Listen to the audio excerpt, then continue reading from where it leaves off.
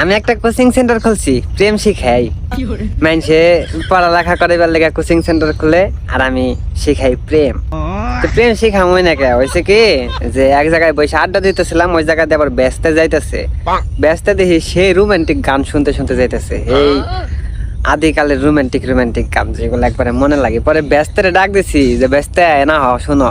পরে আইসে, কইছি তুমি এত রোমান্টিক গান শুনতাছ, প্রেমে টেমে পড়ছো নাকি? ব্যস্ত আবার একটু ফ্রি। পরে কয় যে না কাকা, আসলে আমি একটা মেয়েরে খুব পছন্দ করতাম, তো মেয়েটার পিছনে পিছনে 7 দিন ঘুরছি, এখন মেয়ে কোনো পাত্তাই দেয় না।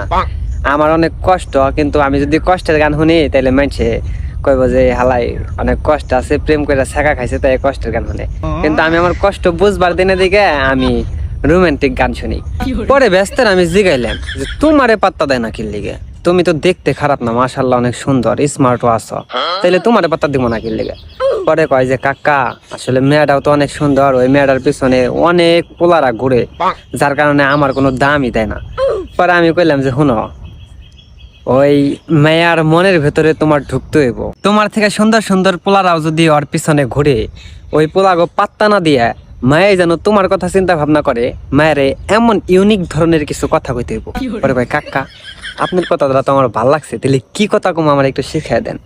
আমি কই শোনো, আজকে কি মেয়ের সাথে কোনোভাবে দেখা করার সুযোগ আছে? কয় হ আছে, স্কুল ছুটি হইলে আজকে দেখা করা পারো।